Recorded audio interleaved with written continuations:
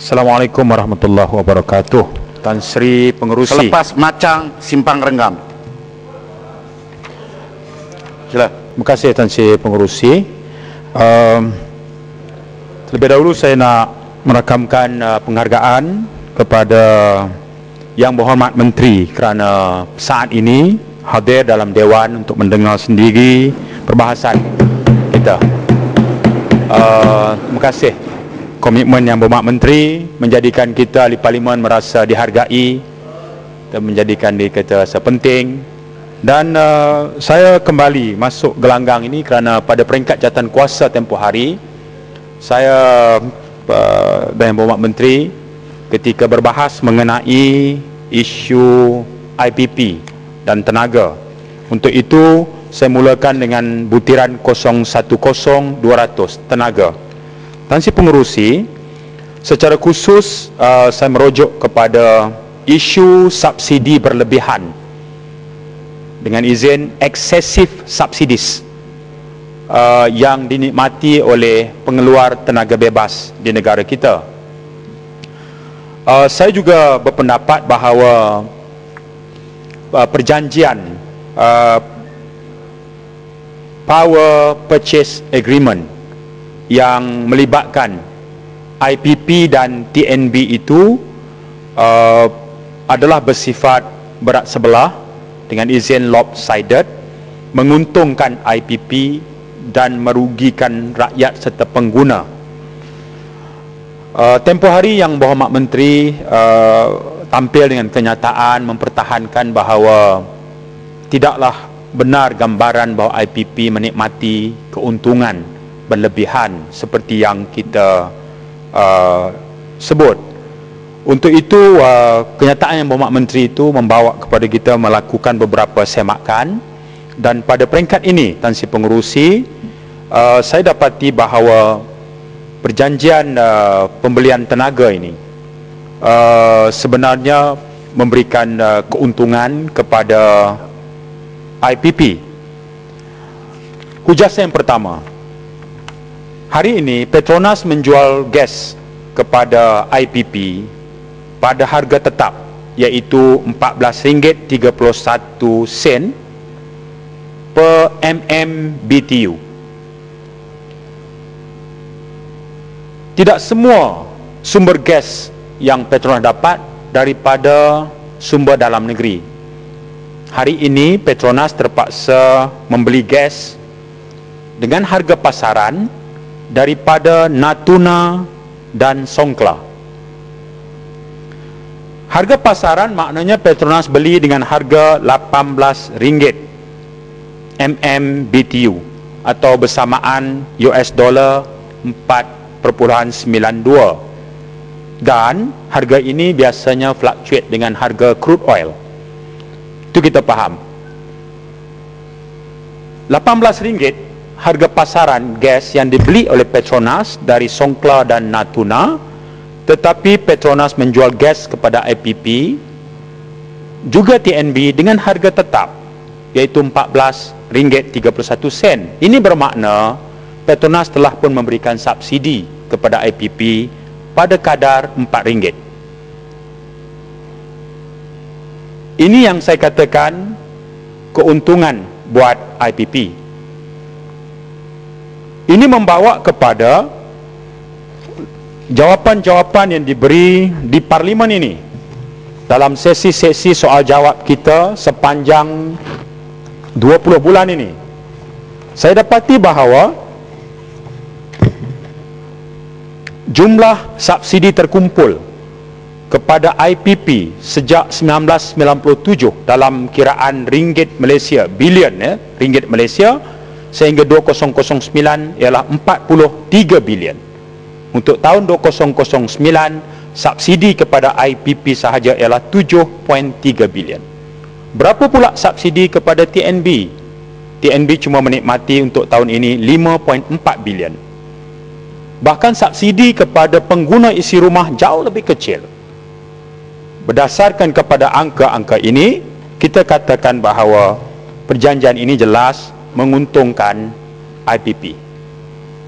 Hujah yang kedua ialah IPP menjual elektrik kepada TNB, dan TNB kena bayar 3 jenis bayaran. Yang pertama ialah actual electricity consumed, penggunaan tenaga elektrik sebenar, atau kita panggil actual energy supply. Ini TNB kena bayar. Yang kedua, TNB juga kena bayar apa yang dipanggil sebagai standby atau availability charge. Ini adalah satu jenis bayaran, Tan Sri Pengerusi, kepada IPP untuk membolehkan power plant mereka itu beroperasi mengikut target tertentu dan period tertentu. Ini bayaran yang kedua. Bayaran yang ketiga yang kita panggil capacity charge. Bayaran ini berupa bayaran yang kita compensate kerana risiko kewangan yang telah diambil oleh IPP pada peringkat awal mereka membuat stesen jana kuasa mereka. Dan ini merupakan bayaran tetap.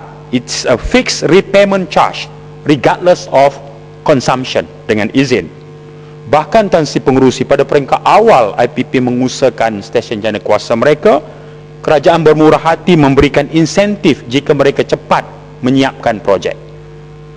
Hasilnya 3 jenis bayaran yang TNB kena bayar kepada IPP ini menunjukkan bahawa perjanjian itu benar-benar perjanjian yang berat sebelah. Sebagai kementerian yang bertanggungjawab soal tenaga, ini bukanlah isu baru. Saya menyemak semula beberapa keputusan kerajaan yang diumumkan oleh menteri terdahulu, iaitu mengenai cadangan jemaah menteri untuk meminta TNB dan IPP memasuki ataupun membuat apa yang disebut sebagai supplementary agreement. Ini bagi menguruskan isu capacity payment yang tinggi. Ini merupakan kenyataan polisi Kementerian Tenaga oleh menteri yang lepas. Bahkan itu juga dicatat di dalam laporan Jurnal Tenaga Antarabangsa mengenai Malaysia. Di bawah subtopik Malaysia Energy disebut dengan jelas mengenai isu ini. Saya ingin tahu apa perkembangan mengenai cadangan jemaah menteri terhadap idea atau cadangan untuk mengadakan supplementary agreement khusus untuk menangani isu lebihan bayaran dalam bentuk capacity charge oleh TNB kepada IPP. Menteri yang lepas juga telah memaklumkan bahawa sebuah konsultan telah dilantik oleh kerajaan untuk melakukan 2 perkara. Pertama, menyemak mengenai rekod kewangan syarikat-syarikat IPP. Yang kedua, untuk menyemak prestasi teknikal atau technical performance syarikat-syarikat IPP ini. Dan syur oleh konsultan ini kepada jemaah menteri juga telah dibuat melalui kementerian. Saya ingin tahu, apakah syur-syur oleh konsultan yang telah dilantik oleh kerajaan itu telah dilaksanakan? Jika belum, apa sebabnya? Antara syur yang diwar-warkan oleh Yang Berhormat Menteri sebelum daripada Menteri sekarang juga ialah semakan semula terhadap perjanjian PPA ini, termasuklah cadangan untuk menawarkan tempoh konsesi yang dipanjangkan daripada asalnya 21 tahun, barangkali boleh dipanjangkan tempoh konsesinya sebagai balasan mengurangkan capacity charge. Itu antara cadangan yang diumumkan oleh Yang Berhormat Menteri sebelum ini. Saya ingin tahu, bolehkah Dewan dimaklumkan tentang cadangan-cadangan ini? Berdasarkan kepada hujah itu, Tan Sri Pengerusi, kita mempertahankan pandangan kita bahawa subsidi berlebihan dinikmati oleh IPP ini adalah hasil daripada PPA yang lopsided, menjurus kepada bayaran standby charge dan capacity charge. Dan sejak awal beroperasi, IPP telah menikmati keuntungan dan pulang modal. Saya mengambil contoh menyemak laporan keuangan YTL Power. Untuk rekod 1993, mereka telah mendapatkan dana sebesar 2.7 bilion ringgit Malaysia untuk loji Pakar dan Pasir Gudang, 2 tahun kemudiannya siap dikomisionkan dan mula beroperasi. Kita andaikan bahawa dana pembinaannya itu was partly internally funded dengan nisbah 70-30, maka jumlah kos pelaburannya ialah 3.9 bilion ringgit. Dan bila kita semak YTL Power Berhad, dia tidak hanya mempunyai stesen electric generationnya itu daripada dalam negeri sahaja, dia juga beroperasi di beberapa negara luar, ya, termasuk Indonesia, ya. Dan dia mengumumkan pada ketika itu keuntungan sebelum cukai ialah 1.35 bilion ringgit. Kalau kita andaikan 70%